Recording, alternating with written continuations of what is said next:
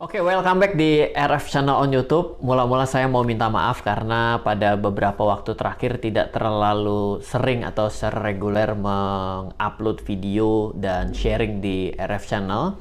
Namun saya pastikan setidaknya di hari Senin, Selasa, dan Rabu pasti akan ada video yang bisa kita sama-sama untuk pelajari dan berbagi lah seperti itu. Dan di video kali ini sesuai dengan janji saya di live di hari Selasa lalu, saya mau coba untuk membahas mengenai cryptocurrency apa yang mungkin di tahun 2024 layak untuk bisa kita pertimbangkan sebagai mungkin koin, mungkin sebagai token yang bisa kita miliki. Namun analisanya tidak direct dengan melihat hanya koin atau tokennya saja, namun analisa pada hari ini akan memainkan dua faktor, yaitu adalah jaringan atau protokol networknya, dan yang kedua adalah dari yang disebut sebagai total value lock seperti itu. So, coba stay tune di RF Channel, maka kita akan membahas yang agak sedikit jauh dan agak sedikit advance lah boleh dibilang terkait dengan cryptocurrency.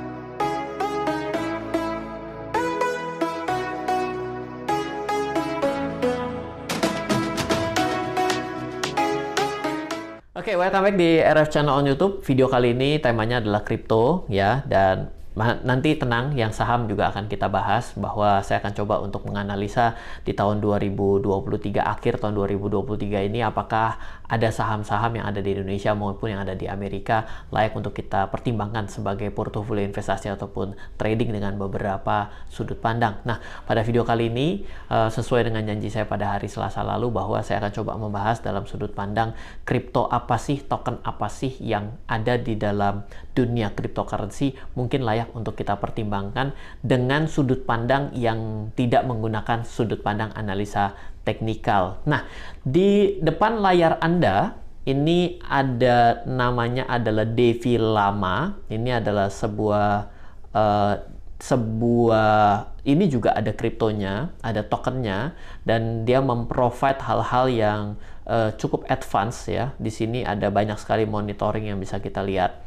Jujur saja saya tidak begitu sering menggunakan Devi Lama, namun karena ada hubungannya pada apa yang kita bahas pada hari ini, maka saya menggunakan dua sumber, yaitu Devi Lama yang pertama, yang kedua saya gunakan yang namanya adalah CoinGecko.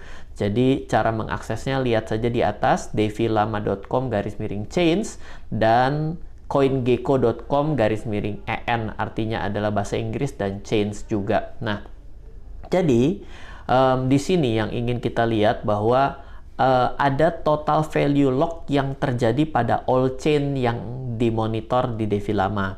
Apa itu TVL dan apa pentingnya? Maka saya akan coba bahas satu persatu, bahwa ini adalah name, tapi ini adalah name yang dialamatkan pada yang memiliki network seperti itu, yaitu Ethereum ya punya networknya, namanya adalah Ethereum Etherscan. Tron juga ada, nih namanya adalah tron.network. Nanti kita bisa pergi ke tronscan.org, berarti kalau dia punya scan, maka dia itu berdiri sebagai jaringan blockchain yang sendiri gitu. Jadi dia bukan ngikut dari blockchain orang lain ya. Kalau Ethereum itu kan dia membangun banyak aplikasi nih ya. Jadi kalau di sini Ethereum itu, network Ethereum memiliki protokol yang dikembangkan di atas Ethereum, di sini terdata 972. Ya, jadi di sini Uniswap ya ada di sini juga gitu. Nah, jadi kalau Uniswap di sini mungkin nggak akan muncul Uniswap. Jawabannya adalah tidak. Kenapa? Karena Uniswap dibangun di atas Ethereum network seperti itu. Jadi koin boleh ada, yaitu adalah Uniswap contohnya. Ya, misalnya BSC, Binance Smart Chain. Di atas Binance Smart Chain itu ada yang dibangun, ada 670 protokol. Salah satunya contohnya yang terkenal, lawannya swap-swapan juga, itu namanya adalah PancakeSwap. Seperti itu. Tron juga punya sendiri juga, seperti itu. Nah, jadi ketika kita coba lihat di sini, ternyata name ada 10 besar yang kita bisa mention di sini. Ada Ethereum, Tron, BSC, Arbitrum, Solana, Avalanche, Polygon, Optimism, Cardano, dan Base. Nah, kenapa ini diurutkan seperti ini? Karena ada beberapa pertimbangan. Satu adalah protokolnya banyak, ya 972, meskipun nanti bilang nggak gitu dong Ryan, harusnya BSC ada di atas. Kenapa? Karena BSC memiliki protokol pengembangan di atas Binance Smart Chain itu ada 670, harusnya di atas daripada Tron, seperti itu. Nah, karena kita juga melihat dari yang belakang di sini, TVL dan Stables ya. Dimana TVL adalah Total Value Lock. Total Value Lock itu adalah jumlah koin dan token dalam sudut pandang uang, ataupun di sini karena US dollar, itu yang ada di dalam jaringan tersebut. Jadi bayangkan saja bahwa 10 adalah bank. Ya, tiap bank itu kan pasti akan punya portofolio uang titipan orang yang banyak dong.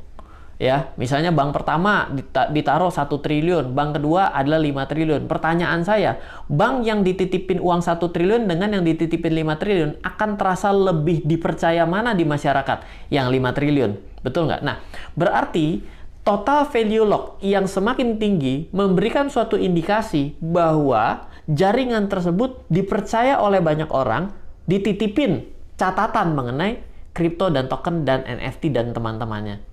Ya, di sini tidak NFT ya, tapi NFT itu kan pasti ada basisnya juga gitu. Jadi makanya ini muncul 28,54 billion US dollar pada Ethereum ya. Oleh karena itulah kenapa Ethereum ada di peringkat 1. Kenapa seperti itu? Karena yang nitip banyak dan juga yang nitipin stable coin. Jadi kan ada token dan kripto yang dia berjalan dengan anggapan di masyarakat mengenai bagusnya kripto tersebut. Tapi ada juga yang namanya stable coin, di mana stable coin itu nilainya adalah 1:1. Teman-teman, buat teman-teman yang ngikutin video ini tapi roaming, itu wajar. Apalagi baru mau belajar dunia kripto. Tapi saya tidak begitu tertarik untuk selalu membahas dengan aspek yang agak basic. Ya, sekali-sekali agak sedikit lompat. Karena ini adalah sesuatu yang fundamental daripada blockchain dan kripto sendiri. Bukan artinya bahwa kripto dan blockchain tidak memiliki sebuah fundamental cara melihat yang berlandaskan sesuatu, seperti kita melihat sebuah laporan keuangan perusahaan sehingga kita bisa memvaluasi sebuah perusahaan. Di sini kita tidak berbicara mengenai berapa sih harga Ethereum, berapa sih harga daripada koin token Tron sendiri, ataupun BSC dengan koinnya, tokennya adalah BNB gitu. Kita tidak membahas di situ, tapi kita berbicara mengenai utilization dari setiap network yang ada. Nah, Ethereum, Tron, BSC, Arbitrum, dan 10 besar lainnya itu yang pada hari ini kita bisa analisa. Semakin banyak orang menaruh koin dan tokennya, asetnya, dicatat pada network tersebut, berarti kita bisa mengambil sebuah kesimpulan bahwa network tersebut punya potensi. Masih ingat dengan 2 bank, satu bank dititipin uang 1 triliun, bank kedua dititipin 5 triliun, pertanyaannya yang lebih dipercaya mana? Yang 5 triliun. Pertanyaannya adalah, peluang untuk dia menjadi bagus secara laporan keuangan, kira-kira gimana? Ya, yang dititipin uang lebih banyak, kan begitu kan? Pasti ada sudut pandang ke arah sana. Itu pun saya mau bawa analisa ini ke situ. Oke, jadi Ethereum tetap menjanjikan, Tron kedua, BSC, Arbitrum. Nah, tapi kalau kita coba cari lebih jauh, kita perlu pembanding. Di sini peringkat 1 adalah Ethereum, 2 BNB, Binance Smart Chain ya. Arbitrum, Solana, Avalanche, Polygon di 6, Optimism di 7, Base di 8, Gnosis Chain 9, zkSync itu di 10. Nah, ada sedikit perbedaan di sini gitu. Nah, kalau ditanyakan juga, saya juga ketika mendapati 2 data yang berbeda ini, jawabannya adalah Devi Lama mengambil aspek yang jauh lebih kompleks dalam menghitung TVL. Nah, kalau kita tarik sedikit bahwa ternyata di masa yang lalu, kenapa ada kejadian yang begitu parah kejadian di 2022 ke 2023, salah satunya diakibatkan ada satu network yang jatuh dan hilang karena ada namanya lah Terra Classic. Terra Classic itu yang punya token Luna. Nah, Luna yang sekarang ada LUNC dan Luna itulah pada sebelum jatuhnya tahun 2022 itu ternyata memiliki TVL kedua pesaing daripada Ethereum.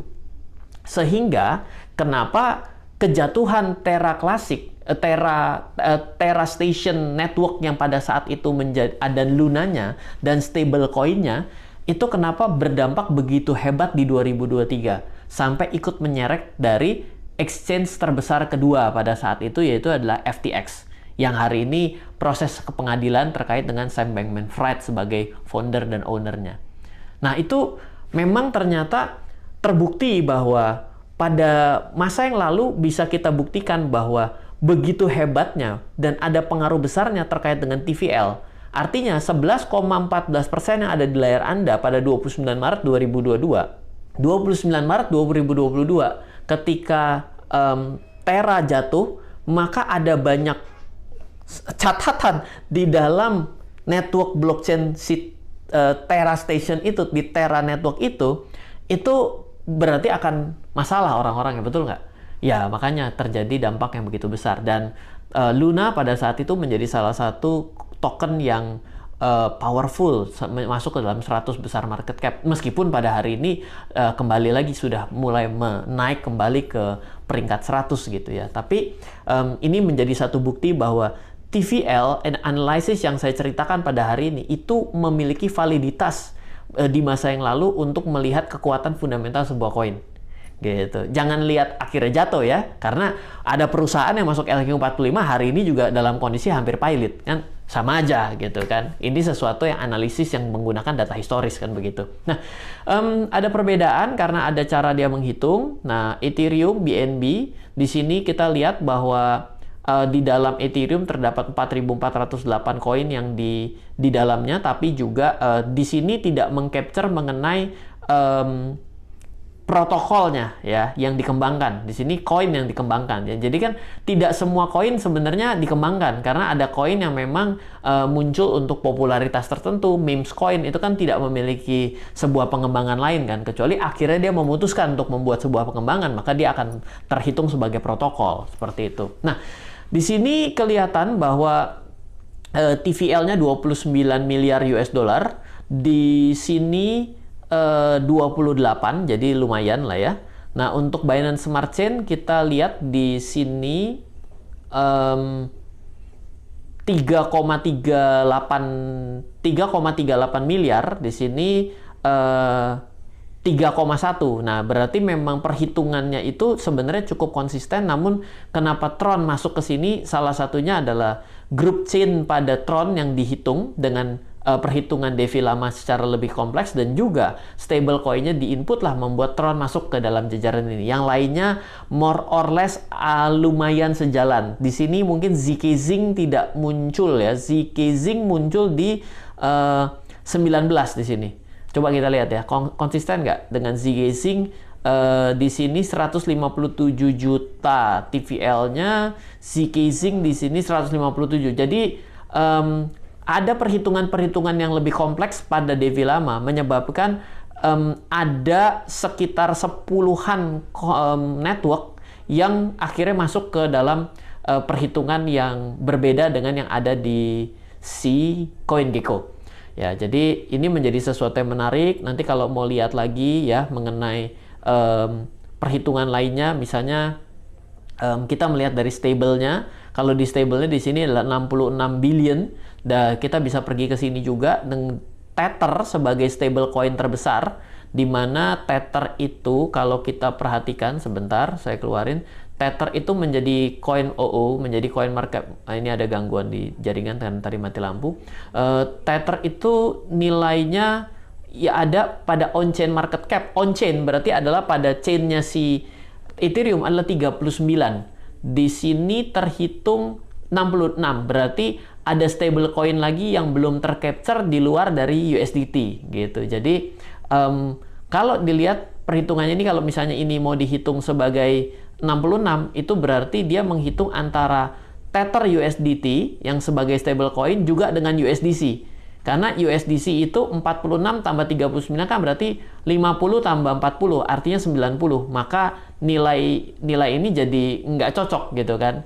Kenapa? Karena pada akhirnya USDC juga sebagai stable coin gitu. Jadi memang harus multi platform untuk melihat, karena kadang-kadang kita juga tidak bisa mengcapture dengan baik perhitunganmu kenapa hanya ini gitu. Nah, itulah yang menarik dan seru ketika kita belajar di dunia kripto dan blockchain. Karena sumber datanya itu terbuka, maka kita bisa melihat bahwa setiap tempat mungkin memiliki perhitungan yang berbeda, sehingga membuat analisa kita bisa lebih beragam. Karena kalau kita melihat hanya dari satu aspek, itulah sebuah kebiasaan kan, seperti itu. Nah, jadi ini adalah salah satu yang bisa saya sharingkan pada hari ini. Ya, tujuannya ini saya coba lihatkan dari Tron. Tron itu mengambil sudut pandang dari stablecoin yang diurutkan gitu ya, di mana ada total supply, lalu juga total market cap 52,229. Lalu di sini kita bisa melihat bahwa circulating supply distribution itu USDT begitu besar. Yang pertama USDT, yang kedua adalah TUSD. USDG ini adalah Tron punya, stablecoin Tron ya gitu. Jadi kita bisa melihat sejauh ini di dalam kita menganalisa kripto. Jadi mungkin bisa kita pertimbangkan dengan yang memiliki TVL besar, artinya dipercaya oleh masyarakat sedunia, dan memiliki potensi koinnya juga akan terangkat. Karena untuk bisa menggunakan network tersebut, maka dia perlu menggunakan Ethereum ya, bukan USDT gitu, untuk menggunakan Ethereum sebagai gas fee-nya, seperti itu. Kan kalau kita melakukan transaksi pada Binance Smart Chain, maka kita akan menggunakan BNB gitu, kecuali kita pergi ke zkSync Polygon.